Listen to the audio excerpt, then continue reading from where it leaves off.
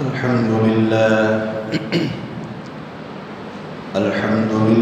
नहमदुहु व नस्तईनुहु व नस्तगफिरुहु व नु'मिनु बिही व नतवक्कलु अलैहि व नऊज़ु बिल्लाहि मिन शुरूरि अनफुसिना व मिन सय्यिआति अअमालिना ونعوذ بالله من شرور أنفسنا ومن سيئات أعمالنا ونعوذ بالله من شرور أنفسنا ومن سيئات أعمالنا من يهده الله فلا مضل له ومن يضلله فلا هادي له ونشهد أن لا إله إلا الله وحده لا شريك له ونشهد أن سيدنا وسندنا ومولانا محمدا عبده ورسوله صلى الله تعالى عليه وعلى آله وبارك وسلم تسليما كثيرا كثيرا أما بعد فأعوذ بالله من الشيطان الرجيم بسم الله الرحمن الرحيم سبحان الذي أسرى بعبده ليلا من المسجد الحرام إلى المسجد الأقصى الذي باركنا حوله لنريه من آياتنا إنه هو السميع البصير وقال تعالى وما كان لنفس أن تموت إلا بإذن الله كتابا مؤجلا ومن يرد ثواب الدنيا نؤته منها ومن يرد ثواب الآخرة نؤته منها وسنجزي الشاكرين صدق الله مولانا العظيم وصدق رسوله النبي الكريم ونحن على ذلك من الشاهدين والشاكرين والحمد لله رب العالمين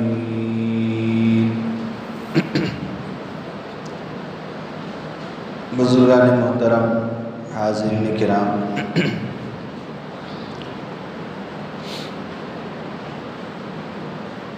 जब से अल्लाह ताला ने इंसान को ज़िंदगी बख्शी है उसी वक्त से अल्लाह ताला की तरफ से ये तयशुदा अम्र है कि पैदा होना भी उसी के हुक्म से है और मौत का आना भी उसी के हुक्म से है। ना हम अपनी मर्ज़ी से पैदा हुए हैं, ना हम हमारी मर्ज़ी से मर सकते हैं। हमारा पैदा होना भी खुदा की मर्ज़ी है और हमारा दुनिया से जाना और मरना भी खुदा की मर्ज़ी से है। मौत और हयात के बीच में जो अरसा हम गुजारते हैं जिसे ज़िंदगी कहते हैं, उस ज़िंदगी के गुजारने के लिए भी अल्लाह ताला ने अपनी मर्ज़ियात नाज़िल फरमाई कि तुम ऐसे ज़िंदगी गुजारो। कैसे ज़िंदगी गुजारना है ये समझने के लिए अमली नमूने के तौर पर हज़रात अंबिया इकराम अलैहिमुस्सलाम को अल्लाह ने भेजा।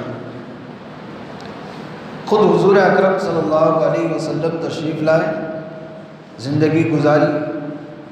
तक़रीबन इंसानों के दरमियान आप 63 बरस रहे, 60 पर 3 साल आपने ज़िंदगी गुजारी। उसमें नबी बनने से पहले के 40 साल अभी कोई रोज़ा नहीं आया, नमाज नहीं आई, ज़कात नहीं आई, हज नहीं आया, अभी नबी नहीं बनाए गए, कुरान नहीं उतरा। अभी 40 साल आपने ज़िंदगी गुजार के बताया। अल्लाह ताला की तरफ से जो हिदायत, जो इल्हामात, जो अल्लाह की तरफ से हुक्म मिलता था उसके मुताबिक आप जो है 40 साल ज़िंदगी बसर की। सच्चाई, अमानतदारी, वादा पूरा करना, गरीबों की मदद करना, कमज़ोरों का साथ देना, ज़ईफ़ों का बोझ उठाना, ज़रूरतमंदों के काम आना, ये वो चीज़ें थी जो आप सल्लल्लाहु अलैहि वसल्लम ने अपनी ज़िंदगी में उस वक्त करते थे जब अभी कुरान नहीं नाजिल हुआ था, नमाज नहीं आई थी। जो इस्लाम आज हम बोल रहे हैं वो इस्लाम अभी नाजिल नहीं हुआ था। आप 40 साल ज़िंदगी मक्के में गुजार रहे हैं, बहैसियत नबी नहीं है, बहैसियत मोहम्मद है, बहैसियत इंसान। आप इंसान हैं, अल्लाह के बंदे हैं। नबी तो 40 साल बाद बनाए गए, लेकिन 40 साल जो ज़िंदगी आपने गुजारी, ये गुजार कर बताया आपने। अल्लाह की तरफ से हुक्म था कि आप ये ज़िंदगी गुजार के बताएं कि सच्चाई क्या होती है, अमानतदारी क्या होती है, वादा किसको कहते हैं, गरीबों के कैसे काम आना है, अपना हो पराया हो, ये सब सिखाया आप। पूरी ज़िंदगी को अल्लाह ने नमूना करार दिया। फरमाया लक़द कान लकुम फ़ी रसूलिल्लाहि उस्वतुन हसना लिमन कान यरजुल्लाह वल यौमल आखिर व ज़करल्लाह कसीरा। तुम्हारे लिए नबी की ज़िंदगी एक अमली बेहतरीन नमूना है। कैसे ज़िंदगी गुजारना चाहते हो, हमारे नबी को देख लो, हमारे हबीब को देख लो। इससे तुम भी खुश रहोगे, तुम्हारा खुदा भी खुश होगा। खुदा को खुश करना चाहते हो तो मेरे हबीब को देख लो। वो जैसे ज़िंदगी गुजार रहे हैं वैसे ज़िंदगी गुजारो, खुदा भी खुश हो जाएगा। कुरान मजीद में फरमाया कुल इन कुंतुम तुहिब्बूनल्लाह फत्तबिऊनी युहब्बिबुकुमुल्लाह। अगर तुम चाहते हो अल्लाह से मोहब्बत करना, तुम चाहते हो अल्लाह तुमसे मोहब्बत करे, तुम अल्लाह से मोहब्बत करे, तो क्या करना है, फत्तबिऊनी, मेरे हबीब की इत्तिबा करो, मेरे हबीब की पैरवी करो। मेरे हबीब को मैंने तुम्हारे लिए नमूना बनाकर भेजा है। ज़िंदगी ऐसे गुजारी नबी ने, तुम देखो और तुम भी वैसे ज़िंदगी गुजारो। युहब्बिबुकुमुल्लाह, अल्लाह तुमसे मोहब्बत करेगा, अल्लाह तुमसे खुश हो जाएगा, अल्लाह तुमसे राज़ी हो जाएगा। फिर आगे परवाना दिया यग़फ़िर लकुम ज़ुनूबकुम, तुम्हारे सारे गुनाह वो माफ़ कर देगा। वल्लाहु गफ़ूरुर रहीम, और अल्लाह ताला बड़ा मेहरबान माफ़ करने वाला है। किसको? जो नबी की पैरवी करते हैं। तो मौत व हयात और इसी तरह उसके दरमियान की जो ज़िंदगी है, ये सब अल्लाह की मर्ज़ी से होती है। हम अपनी मर्ज़ी से कुछ नहीं कर सकते। अक़ल भी यही कहती है कि जब दुनिया में आना हमारी मर्ज़ी से नहीं हुआ और दुनिया से जाना हमारी मर्ज़ी से नहीं है, तो ज़िंदगी गुजारना हमारी मर्ज़ी से कैसे होगा। सोचने की बात है कि जैसे चाहे हम जिएँ, जैसे चाहे मनमानी करें, अय्याशी करें, एंजॉय करें, इसे ज़िंदगी नहीं कहते। जैसे चाहे ज़िंदगी गुजारना ये जानवरों की खसलत है कि उनके लिए कोई कुरान नहीं उतरा, उनके लिए कोई, उनके बीच में कोई नबी नहीं आए, उनके लिए तौरात ज़बूर इंजील नाजिल नहीं हुई, उनके लिए कोई पैगाम नहीं है। जैसे चाहे मनमानी ज़िंदगी गुजारना ये जानवरों की खसलत है, दरिंदों की, जी, परिंदों की, चरिंदों की, ये उनकी खसलत है। और ये जो इंसान है जिसे अल्लाह ने समझ बूझ दी है, अक़ल दी है, जी, आदमी को एक क़ुव्वत दी अल्लाह ने, कि आदमी अच्छे बुरे की तमीज़ कर सकता है और अच्छे और बुरे में से वो छांट कर अच्छे को चुन सकता है, बुरे को छोड़ सकता है। इतनी सलाहियत किसके अंदर है? इंसान के अंदर। जानवरों में वो सलाहियत नहीं है। समझने की सलाहियत, सोचने की सलाहियत, नुकसान और नफ़ा को पहचानने की सलाहियत अल्लाह ने इंसान को दी, जानवर को नहीं। इंसान सोचता है ऐसा करे तो कैसा रिंगा, वैसा करे तो कैसा रिंगा, कैसा करे तो कम से कम वक्त में ज़्यादा से ज़्यादा नफ़ा हो। अक्ल दौड़ाता आदमी। एक बादशाह गुजरा है, खलीफा मंसूर सफ़र में जा रहा था तो रास्ते में देखा कि कुछ घूमने की आवाज़ आ रही है। झोपड़ी के अंदर जाके देखा तो वो देख रहा है कि वो जो तेल निकालने की मशीन होती है, उस मशीन पर एक बड़ा डंडा बांधा हुआ है। उस डंडे के किनारे पर गधे को बांध दिया है और गधे के दोनों आंखों में पट्टी बांधी है और चला दिया उसे। अब वो गधा जैसे जैसे घूमता है, गोल फिरता है, ये मशीन चलती है और नीचे तेल निकल रहा है। कोई इलेक्ट्रिक मशीन नहीं है, मोटर नहीं है, सब ऑटोमेटिक चल रहा है। अब उस गधे के गले में घंटी बंधी हुई है, वो घंटी बजने की आवाज़ आ रही थी इसे। तो खलीफा मंसूर ने उस आदमी से देखा तो वो कोने में सो रहा है, यहाँ काम चल रहा है और वहाँ जो मालिक है वो आराम से सोया हुआ है। तो खलीफा मंसूर ने पूछा उसे जगा के, ये क्या है? तो गधे कोई ऑटोमेटिक मशीन है, गधे से चल रही है, गधा घूमता रहता है, मशीन चलती रहती है, तेल निकलता रहता है। ठीक है, ये तो समझ में आ गया मुझे, लेकिन इसके गले में घंटी क्यों बांधी तूने, ये बता मुझे। तो उस आदमी ने कहा, जब तक ये गधा घूमता रहेगा, घंटी हलती रहेगी, बजती रहेगी, तो मैं समझूंगा कि गधा जो है घूम रहा है, मैं मज़े से सोता रहूँगा। जैसे ही घंटी बजना बंद हो जाएगी तो मैं समझूंगा कि गधा जो है घूमना बंद कर दिया है, वो खड़ा हो गया है, तो फिर मैं आके उसे घुमाऊंगा। तो खलीफा मंसूर ने कहा, तेरी ये तरकीब मुझे समझ में नहीं आई। तो क्यों समझ में नहीं आई? खलीफा मंसूर ने कहा, ये भी हो सकता है कि गधा घूमने के बजाय अपनी जगह में खड़ा रहे और गर्दन हिलाता रहे और घंटी बजती रहे और तू समझता रहे कि घूम रहा है गधा। ये भी तो हो सकता है कि गधा घूमे नहीं, खड़े खड़े गर्दन हिलाता रहे, घंटी इस तरह बजती रहे और तू समझता रहे कि गधा घूम रहा है। ये भी तो हो सकता है। तो उस आदमी ने जो जवाब दिया ना, वो असल में बताना चाहता हूँ क्या है। तो उस आदमी ने कहा, जितनी समझ बूझ तेरे अंदर है कि तू जो सोच रहा है कि गधा खड़े खड़े सर हिलाएगा, घंटी बजती रहेगी, तो मैं समझूंगा कि गधा घूम रहा है, इतना सोचने के लिए उसके पास अक्ल नहीं है। किसके पास? गधे के पास। कि मैं खड़े खड़े घूमता, इतने होशियारियाँ चालाकियाँ सब इंसान के पास है, जानवर के पास नहीं है कि मैं खड़े खड़े घंटी हिलाते रहूँ।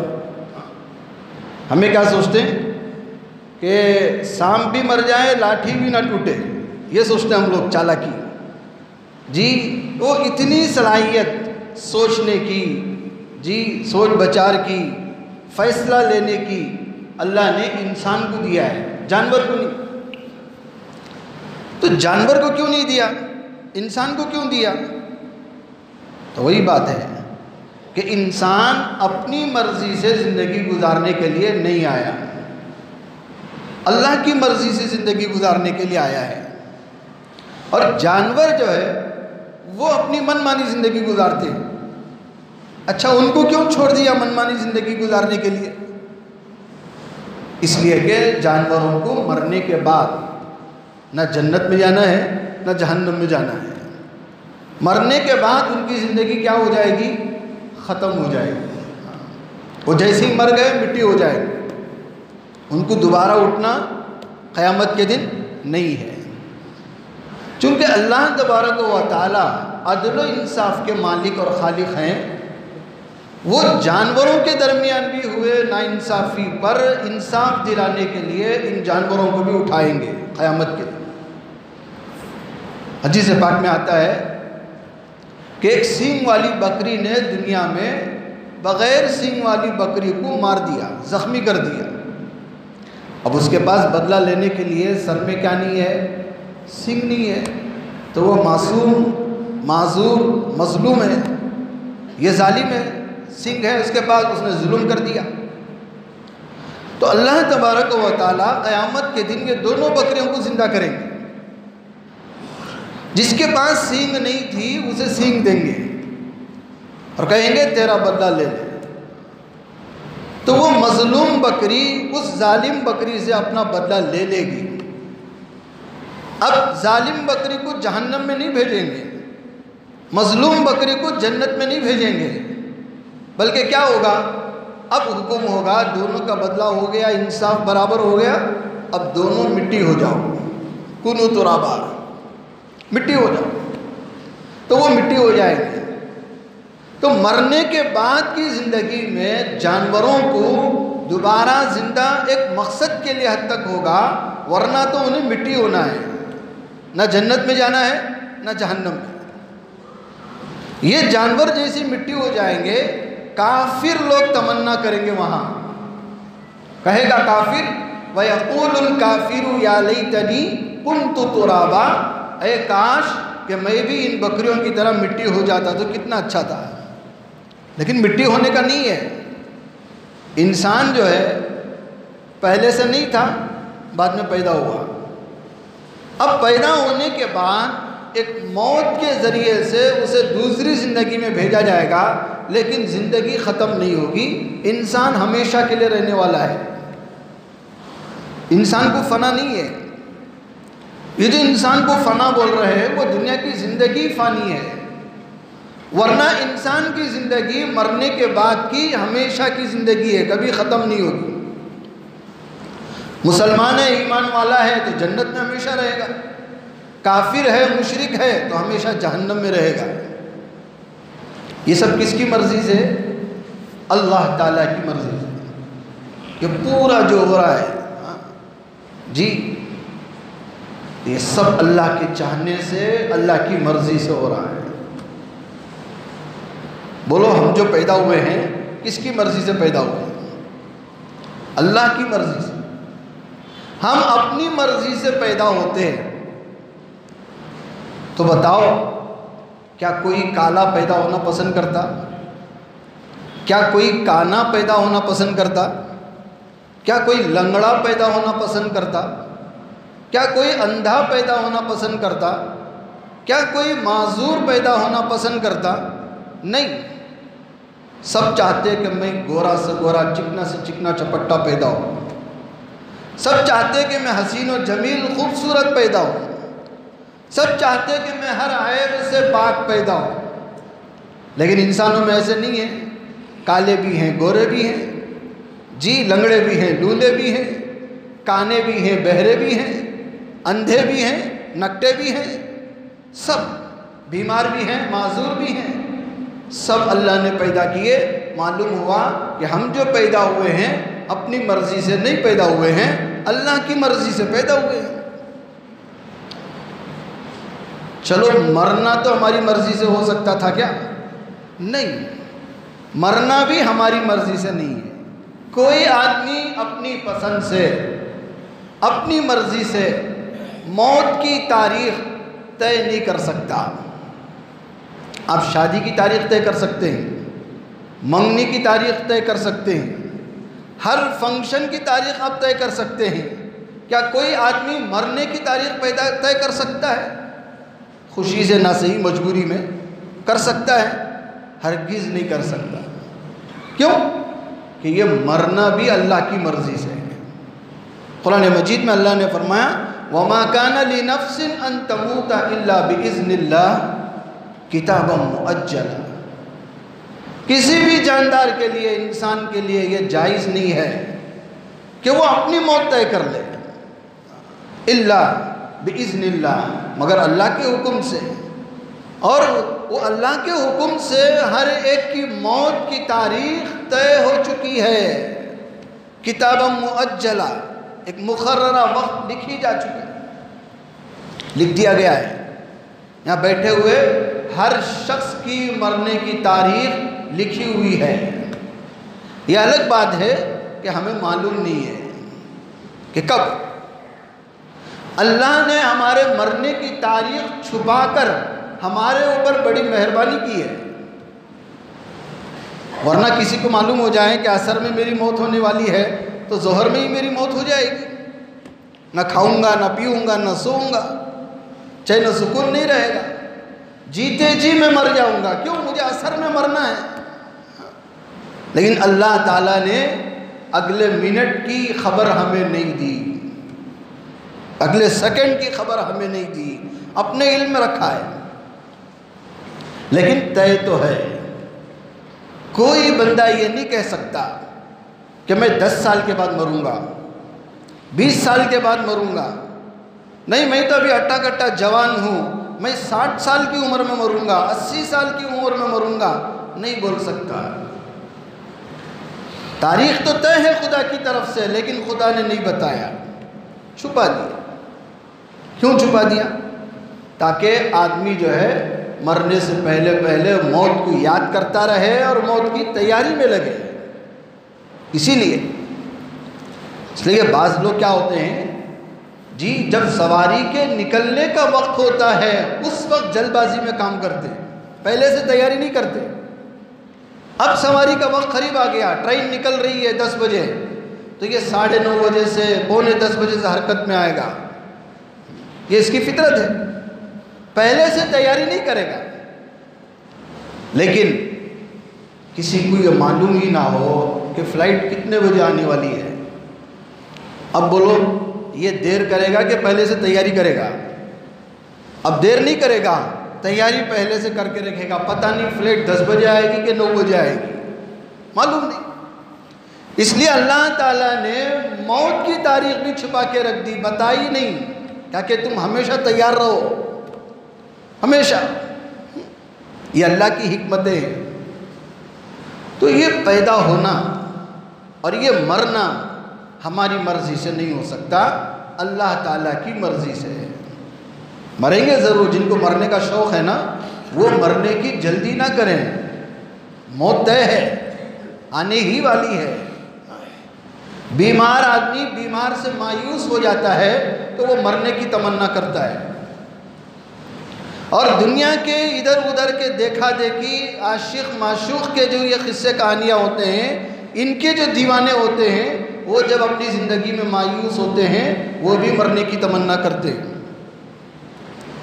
और वो लोग जो ज़िंदगी में हमेशा नुकसान ही नुकसान उठाते हैं, कभी उनके जी कदमों में कामयाबी नहीं आती, वो ज़िंदगी में मायूस हो जाते हैं, तो वो भी मरने की तमन्ना करते हैं।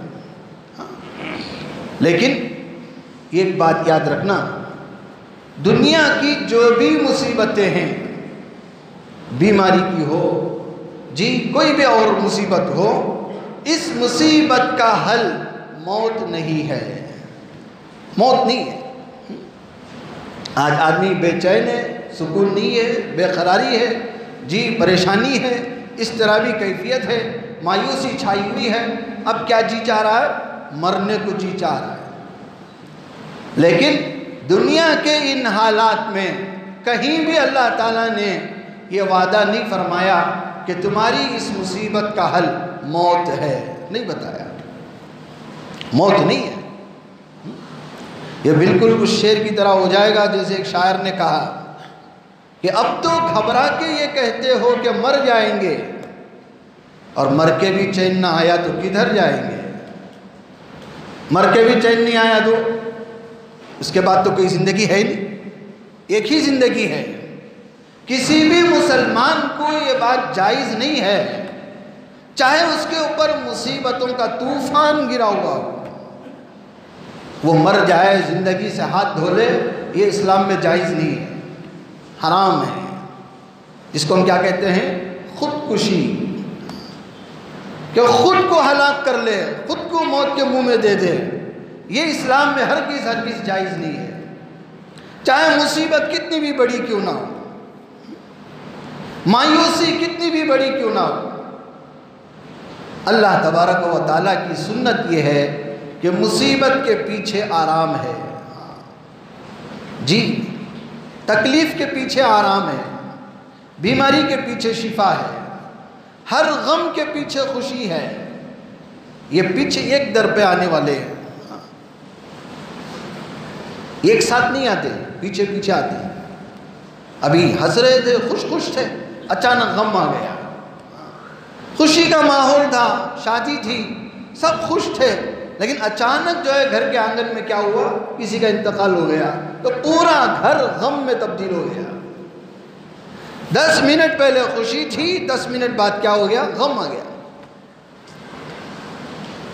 ये किसके करिश्मे है? ये अल्लाह ताला के करिश्मे हैं, वो बदलते रहते हैं दिन ब दिन। जी, वक्फा ब वक्फा इंसानों के हालात वो बदलते हैं, ताकि इन हालात की वजह से वो मेरे करीब आ जाए, वो मेरे पास आ जाए।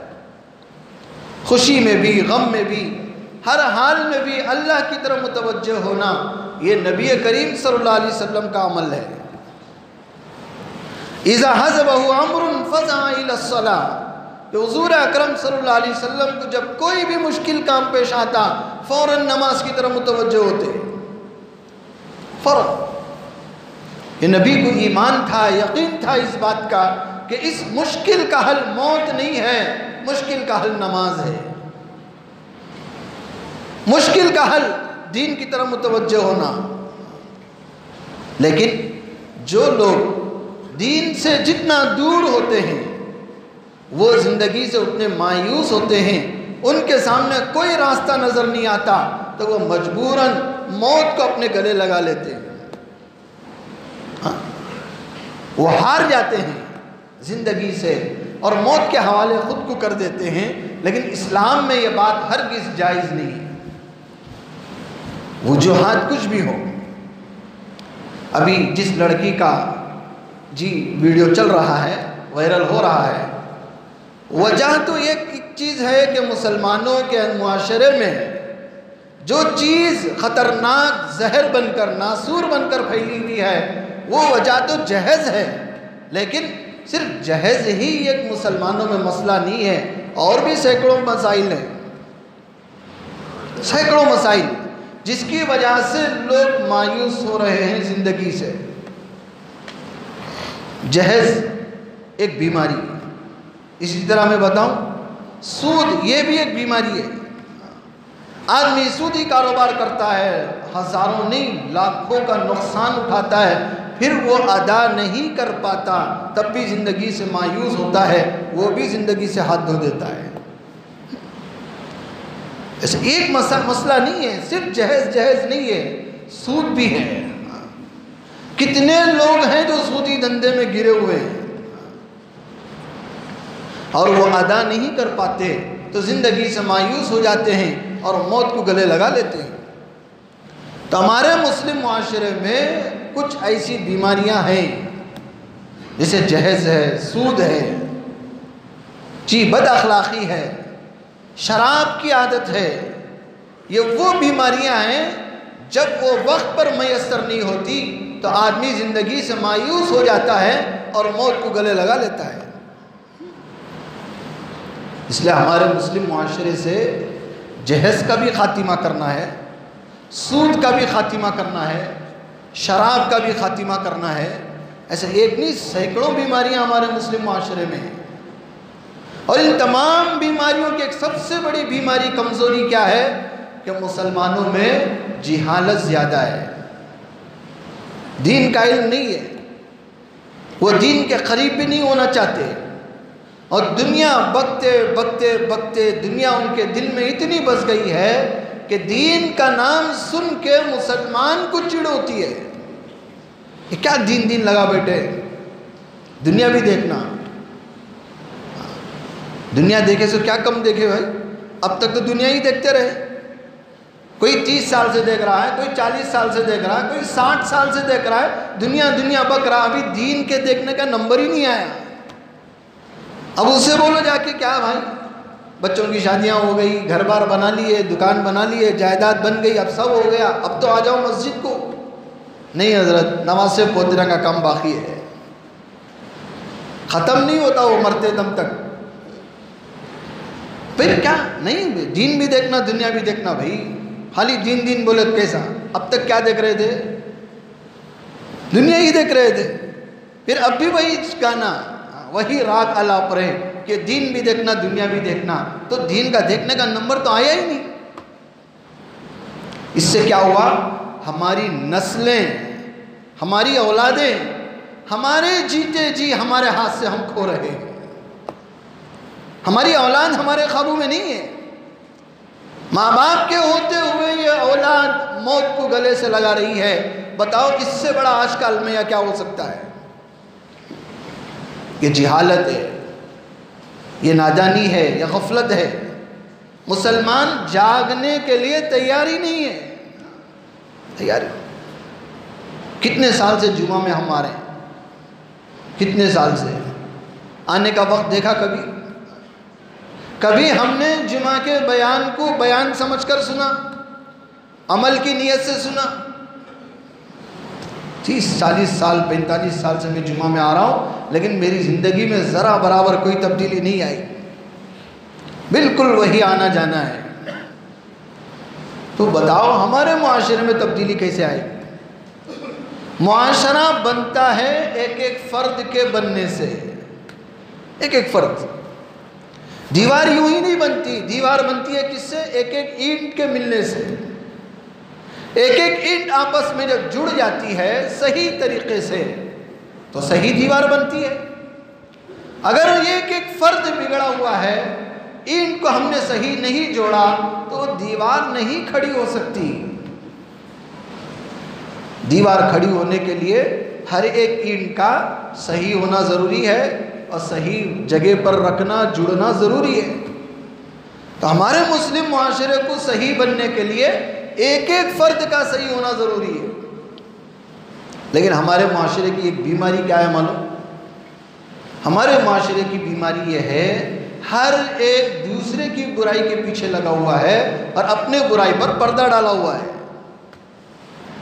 हर कोई ये समझ रहा है कि मैं सीधा हूँ, मैं सही हूँ, मैं सही, मैं सीधा। अक्सर शादियों में ऐसा होता है। हाँ, हर शादियों में लोग जाते हैं, उस शादी में जाके गाना गाते हैं। क्या गाना गाते हैं? क्या ज़रूरत थी ये वीडियो लाने की? क्या ज़रूरत थी शादी माल बुक करने की? क्या ज़रूरत थी इतना इसराफ करने की? लोगों को दिखाने के लिए इतना क्या करने की ज़रूरत है? सब गा रहे शादियों में दूसरों के। जब इनके घर की शादी का नंबर आता है, माशाल्लाह ये पवित्र पाक हो जाते हैं। ये कोई कम नहीं है, ये भी वीडियो लाते हैं, ये भी शादी माल बुक करते हैं, ये भी इसराफ करते हैं। भाई आप तो उस शादी में ये बोल रहे थे। हाँ नहीं हजरत, एक बेटी, एक बेटा, एक बेटा रात में वोज गाता सो, 4 बेटे रहते वोज गाता सो। एक बेटा हजरत धूमधाम से करना, 4 बेटे रहे तो कैसा हजरत? बड़े बच्चे की शादी धूमधाम से कर दल को, छोटे बच्चे की शादी धूमधाम से नहीं करे तो उसका दिल क्या बोलेगा? कौन भी सुधरते नहीं भाई, ये बहाने। तो मुआशरे के अंदर एक एक क्या क्या खराबी बयान करें? एक नहीं है। ऊंट के बारे में मिसल मशहूर है कि ऊंट रे ऊंट तेरी कौन सी कल सीधी है। ऊंट के जोड़ा देखे आप, जॉइंट, एक जॉइंट भी सीधा नहीं है, सब टेढ़े। हमारे मुस्लिम मुआशरे का एक कल भी सीधा नहीं है, सब टेढ़ा है। सब टेढ़ा। अब क्या बयान करेंगे? इसलिए मेरे भाइयों, अभी मायूस होने की ज़रूरत नहीं है। आज भी हमारे पास वक्त है सुधरने का, मुआशरे को बनाने का, खुद की इस्लाह करने का। अपने ऐबों को देखो, अपने ऐबों को टटोलो, अपने ऐबों की इस्लाह कर लो, इंशाअल्लाह मुआशरा पाक हो जाएगा। दूसरों की बुराइयां बयान करने से मुआशरा कभी भी पाक नहीं होगा। मुआशरा पाक होना है तो एक एक फ़र्द का अपनी ज़ात से पाक होना ज़रूरी है, तब जाकर ये हमारी नस्लें हमारे हाथ में रहेंगी। वरना ये जहेज़, ये सूद, ये शराब, ये जुए की लत, ये जो चीज़ें हैं हमारे मुस्लिम माशरे में जी इतनी अंदर जागुज़ी, अंदर घुस चुकी हैं, निकलना बहुत मुश्किल है। मुश्किल। जहेज़ देने के वक्त बोझ मालूम होता है, लेने के वक्त किसी को बोझ मालूम नहीं होता। हाँ। दूसरों की बेटियों से जब जहेज़ लेते हैं तो कोई बोझ मालूम नहीं होता। जब हमारे आंगन से हमारी बच्ची उठती है, वहाँ से जहेज़ का मुतालबा होता है, तब मालूम होता है कि ये जहेज़ क्या चीज़ है। हाँ। इसलिए मेरे भाइयों, जहेज़ एक लानत है, एक नासूर है, मुस्लिम माशरे के बिगाड़ का एक बड़ा सबब है। बिल्कुल इसी तरह सूद है, शराब की लत है, जुए की लत है। इसी तरह और बताऊं, हमारे मुसलमान नौजवानों में एक नशा और चीज़ों की लत है, ड्रग्स का, मुनशियात का, जी पाउडर्स का। वो इतना आदी हो चुके हैं कि अब उनका बाहर आना बहुत मुश्किल है। वो खाने के बगैर रह सकते हैं, उस पाउडर के बगैर नहीं रह सकते, इतनी लत लग गई है। तो ऐसे एक एक खराबी नहीं मेरे भाइयों, ऐसे सैकड़ों खराबियां हैं जो हमारे मुस्लिम माशरे में हैं। इसकी इस्लाह की वक्त की बहुत ज़रूरत है, मुसलमानों को जागने की ज़रूरत है और मुसलमानों को इससे दूर रहने की ज़रूरत है। तो आज का ये दौर हरगिज़ पुराना जैसा मत बनाओ कि जैसे पहले सुनते थे जाते थे, ऐसा मत बनाओ। इसके लिए ज़रा अपने अंदर बेदारी लाओ, दीन के करीब आओ, दीन का इल्म हासिल करो और शरीयत क्या चीज़ है उसको जानो, उसके मुताबिक ज़िंदगी गुजारो। यही हमारी ज़िंदगी का मकसद है। जैसा मैंने शुरू में बताया, दुनिया में आना हमारी मर्ज़ी से नहीं है, दुनिया से जाना भी हमारी मर्ज़ी से नहीं है, तो दुनिया में ज़िंदगी गुजारना ये भी हमारी मर्ज़ी से नहीं हो सकता, ये अल्लाह की मर्ज़ी के साथ होनी चाहिए। तो अल्लाह ताला से दुआ है कि अल्लाह पाक हम तमाम को ये सारी बातें समझने की और ज़िंदगियों में लाने की तौफ़ीक़ अता फ़रमाए। अल्लाह और रसूल के मर्ज़ी के मुताबिक अपनी ज़िंदगी को ढालने की तौफ़ीक़ अता फ़रमाए। आप हज़रात से गुजारिश है, नमाज़ों के बाद जाते हुए हमारी मस्जिद के लिए आप ज़्यादा से ज़्यादा ताउन करते हुए जाएँ। माशाअल्लाह, अल्लाह ताला आपके देने को कबूल फ़रमाए, जज्बात को कबूल फ़रमाए। जो भी आप आज तक देते आ रहे थे, मस्जिद की ज़रूरतें पूरी हो रही थी, लेकिन हमारे सामने एक बहुत बड़ी ज़रूरत है इस वक्त के सामने, जो जी मदरसे के असातिज़ा के लिए, इमाम मुअज़्ज़िन वग़ैरह के लिए जो घर मकानात बनाए जा रहे हैं, इसके लिए मुस्तकिल जो है अलग से पानी का बोरवेल डालना है। इसका तकरीबन मैंने पिछली जुमा बताया था कि 3 लाख रुपए तक का ख़र्च है, उससे ज़्यादा भी मुमकिन हो सकता है। ये सारा जो भी हमारे सामने के मंसूबे हैं, ये अखराजात आप हज़रात की हिम्मत से ही पूरे हो सकते हैं।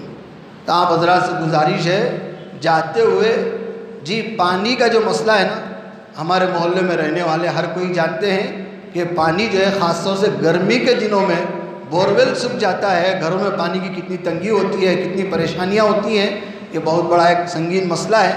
इसके हल के लिए जो है मुस्तकिल उस इमारत के लिए बोरवेल डाला जा रहा है।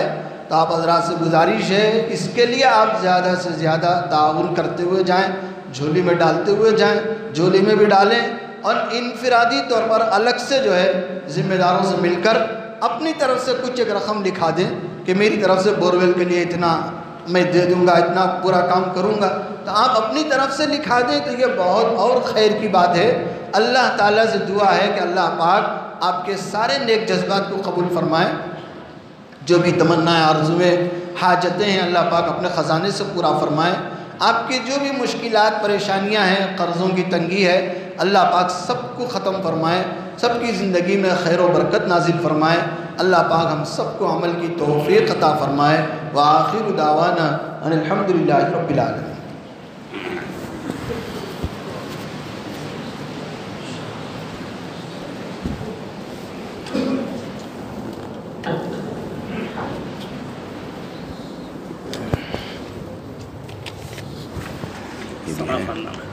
अच्छा।